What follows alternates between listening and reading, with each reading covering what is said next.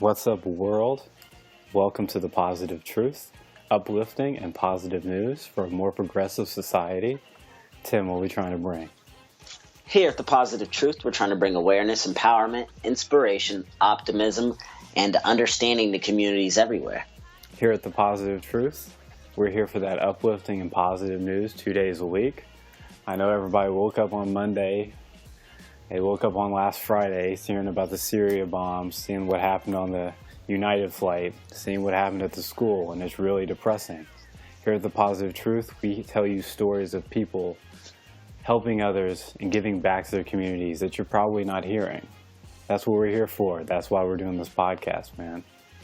Tu sabes, JP. I know you got like 4 positive news stories today, JP, so you want to start us off? Yeah, I got a good one. So this lady won a fundraising raffle, right? Right. She won $180,000 in this fundraising raffle. What? Yeah, man. What was this food raffle for? It was a church. I think it was a St. John Church raffle. Raffle. Or a St. John Hospital raffle. I take it back. So you know what she did with that money? What'd she do? She bought a new ambulance for the hospital. Because ambulances usually run for $180,000.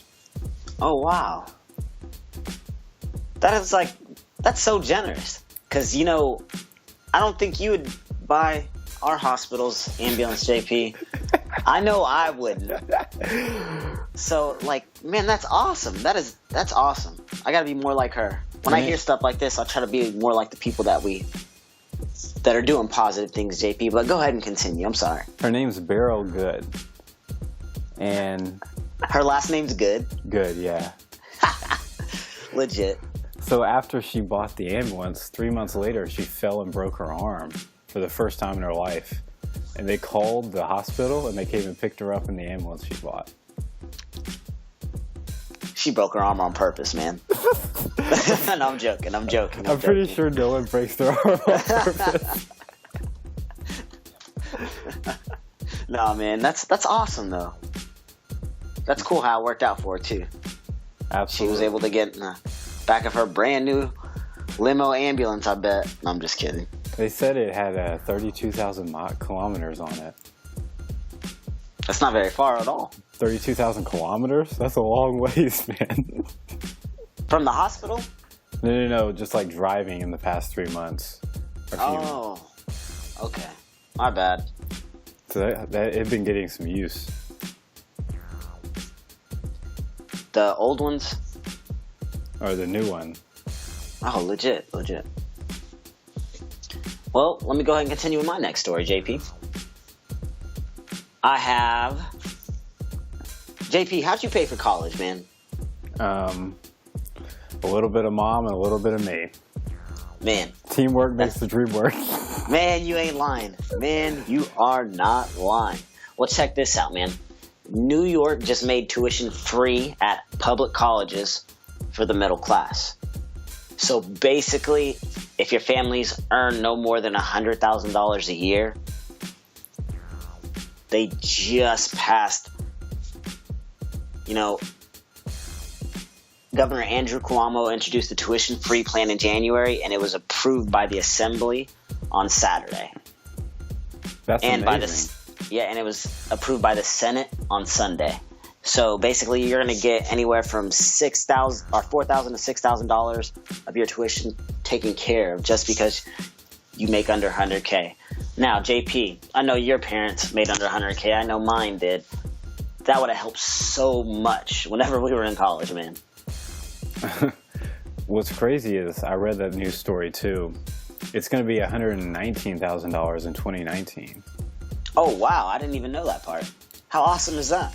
I mean, you still have to pay for fees and housing if you're staying on campus. But, taking tuition off is just humongously helpful.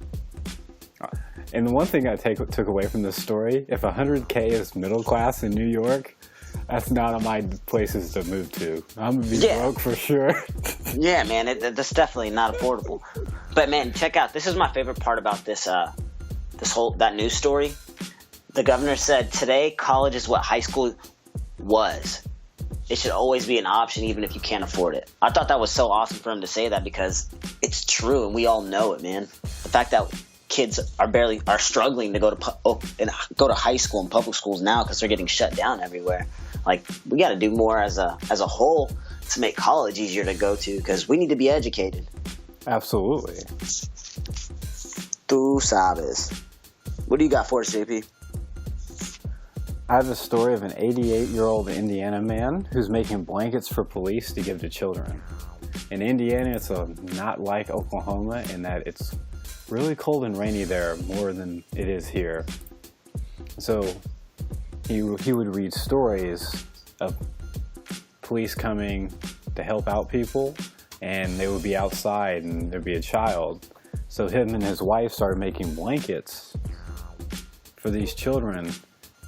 Like, so they would put the blankets in police cars, and if the police needed them, they would give them out to a children or someone in need whenever they were driving by. He said he's 88 years old. My time is nothing. His wife just died a few months ago, and she says, he's like, I'm sure if my wife was here, she'd be happy that I'm enjoying this too. It's just something I can do to give back to the community. I just think it's amazing, man. Yeah, man, that was awesome. I can't even add anything to that. Nice. What you got, Tim? Well, my next story. JP, whenever have you ever been driving down the street or walking by somewhere, anything like this, where you saw somebody that needed help real quick, whether it was like pushing their car up their driveway maybe, or, getting a ball out of a tree for somebody or something like that? I've seen people with car troubles, but I'm not really paying. I am so zoomed in on like getting to where I'm going that I never look around. Like when I drive to work, I drive back at night, and I drove through there. Like I drove the same route like during the day once, and it was like a car wreck. And I looked around, and I was like, I never noticed the scenery around here. So I know I don't notice those things when I'm driving. Man, I'm the complete opposite. I'm noticing everything, and like I've gotten to the point in my life now, since we started doing the positive truth, and even beforehand, but I really focused on it more to like, if I see somebody in need that needs help, maybe if it's changing a tire or anything like that, I try to help. Like not too long ago, these kids were playing basketball down the street, and the ball got stuck in the rim and they couldn't get it. So I got out of the car real quick and climbed up the net because, I ain't jumping that high to grab it. And I got the ball down for them, and I felt awesome. Made me feel good. Like I did something nice for them, They said thank you, and that was that. And I know it made me feel good, but I found this story online, and I thought it was pretty awesome. It actually happened not too long ago, about 2 weeks ago. And basically, this stranger, he was driving by, and he saw this man sitting down on his porch with his wife, and he saw that it looked like he was struggling to get up. Like his wife was trying to help him, and they really couldn't just get him up. So he got out of the car to help the man stand up. But basically, the man just got home from surgery, and he was trying to climb up the step, and he realized he couldn't make it. So he sat down, and when he sat down, he realized he couldn't get back up. His wife tried to help him, couldn't get him up. So him driving by was, just out of luck, basically. Anyways, he ended up helping the man up and, helped him inside. And the act of kindness alone is pretty dope, right? Yeah. But there's more. Turns out the very next day, this man returned and built a ramp for the man. Because you see, the man's surgery was he partially got part of his leg cut off. Or amputated. I'm sorry, I shouldn't have said cut it off. But he got his leg amputated, so he was going to need a ramp regardless. So he came back with a couple extra friends and built a ramp, no cost at all whatsoever. It brought the family to tears. I mean, they couldn't believe that a stranger did it. And there's an awesome picture of all of them together that I'm going to share on Facebook at the Positive Truth Podcast. So please check this out, like it, share it, and all that good stuff. That is the definition of going the extra mile. 100%. You're driving. You're pulling a Tim right now. You're driving and looking around. You see someone that needs help. You talk to them for like maybe 2 minutes, and you're so like, wait a second, I'm a welder. I can build you a ramp to help you out. I can take time out of my free time to help you out for free. That's what makes the world a better place, and that's the stories that aren't covered in the news. And that's why we're talking about it, man. Tú sabes. So I have a story. You know about the bee crisis, right? Indeed. Well, there are 20,000 different kinds of bees. And in Krakow, Poland, I probably butchered that, but it's okay. Hey, the attempt was nice. They built a hive in the middle of the city for 1,500 bees. 1,500 bees? 1,500 bees. Legit, man. So That's a lot of bees. So it's like a bee hotel or a condo. The American honeybee, they use hives. They all stick together. But bees in Poland, they work by themselves. So what happens is these little 1,500 hives, the bees live there, and then they raise kids, and it's just like, it just keeps on going in a cycle. And then the kids go out, and it's just like they can have so many different types of bees in here, not messing with each other, not getting in trouble, getting no human interference. And they basically planted 20,000 flowers as well to go around these bees to help out, and I just think it's pretty cool. The article isn't in English, so probably not going to post this to the Facebook. But it's a really cool thing. I enjoy it. Yeah, man, that's awesome. I appreciate you sharing that. I'm loving all these bee stories this year. Got to help out where we can. Yes, sir. Tim, what's your last story? Oh man, my last story is a little different, but I thought it was pretty awesome because I was like, what? So check this out, man. I was on Facebook actually, and I saw this, and I had to stop because it was a video, and I'm all about watching videos. And in this video, there's this long snake, it's a king cobra actually. So it looks just like what you think it looks like, just big and like. So like. Do that sound effect one more time. Man, I was terrified. I'm terrified of snakes. Like snakes and spiders when I was a kid, terrified me. And as an adult, I'm not so scared of spiders, but snakes, anaconda, terrified me. We're in Oklahoma. You're never going to come across an anaconda, Tim. Man, you never know what you're going to find in these trees in Oklahoma, man. Never know. Well, let me. I have fears, man. I'm human. Well, check this out, man. So there's this village, and basically every now and then it gets so hot. It's in India. It gets so hot that these snakes wander off into the residential areas, basically looking for water. And these villagers basically found out and realized, like, we can't keep calling animal control and police officials to come kill these snakes. We got to figure out another way to get rid of them. So they decided to offer them water. And peacefully, these snakes took the water. I'm talking about, there's a video of them out of a water bottle giving water to these snakes, taking the water, and then the snakes leaving. Nobody getting hurt, nobody fighting. It's peaceful as I don't know what. Hold up. Out of a water bottle? How close are their hands to the snake's mouths? Inches.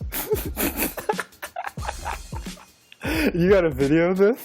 I have a video. I will be sharing this to Facebook. Make sure you guys check this out. It's at the Positive Truth Podcast if you guys aren't following. But how, snakes don't drink like a dog. Are they just like doing the little tongue thing? Like, how is this working? JP, check out this video, man. Mouths open, water's getting poured down. Just check this out, man. Hold up. So man, what happens whenever they're satisfied with the water? Do they just go back to the wilderness? Well, basically, like, they kind of force the snakes out peacefully. They're just like pushing it out, and the snake's not really fighting back or anything. It just, happens. You gotta see the video, man. It's gonna be on there. Check it out. How do you peacefully force a king cobra snake out? They circled it, man. I thought you weren't supposed to trap wild animals. Did you ever read The Art of War by Sun Tzu? I can't pronounce the last name. It's Tzu. No, sir. There's a thing he basically said whenever it was like an army book, war book, said always give your forces a way to retreat, because if you don't, they'll fight harder and they'll be tougher to kill. So you should never surround something. You should always give it a way to retreat. So I'm thinking surrounding a snake is probably not the best decision. Yeah, I agree. I agree 100%. But the fact that these snakes are getting hydrated, I don't think they're going to argue too much. True. That's just... I want to see this video.